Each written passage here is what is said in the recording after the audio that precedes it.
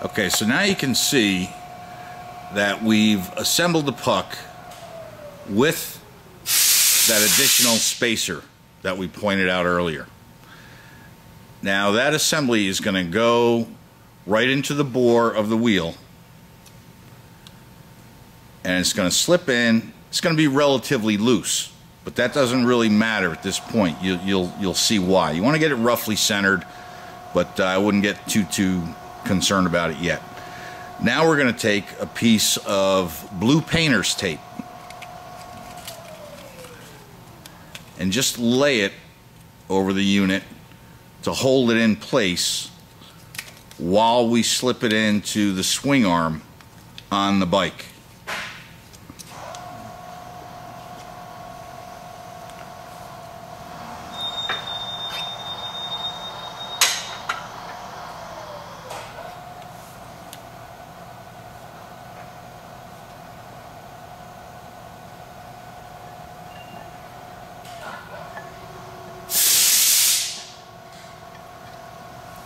Now once you've done that, on the far side we're getting the belt put on the pulley. Now you need your bracket for your caliper. You'll need to slide that back in between the swing arm and the wheel.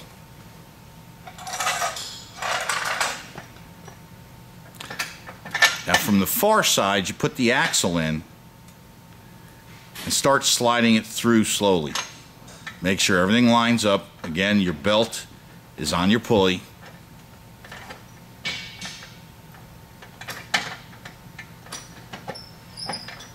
And what's going to happen is that axle is going to center on the power puck and align it with the slip ring that we've already installed in the wheel.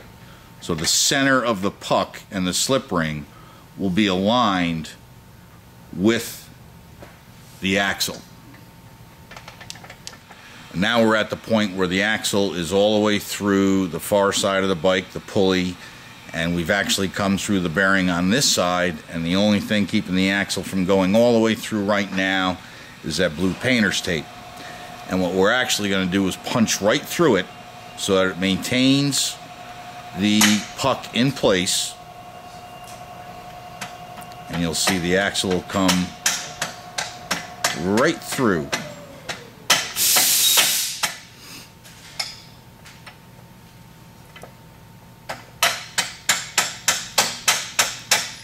There we go.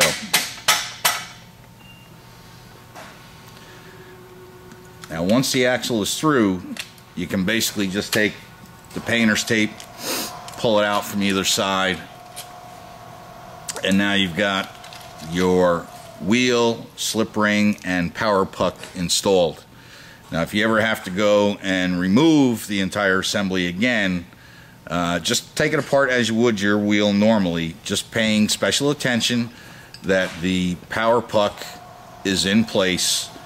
You don't really have to tape it up to take it out, but when you go to put it back in, you'll need to just repeat the same process.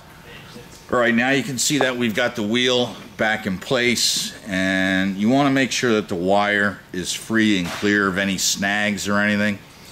And we're not going to get into all the details of exactly how to put your rotors back on, or your calipers back on, and the brackets and such, because that's something you're going to have to learn with the bike anyway. And we always suggest that you buy a service manual for your bike. It'll teach you these things and help you out along the way, and we're really only focusing on our puck installation at this point.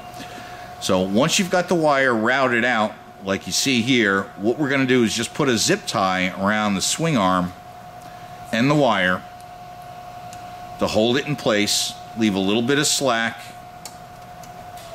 Again, you just want to make sure that the wire's held firmly in place, but you want a little bit of slack so that it's got movement.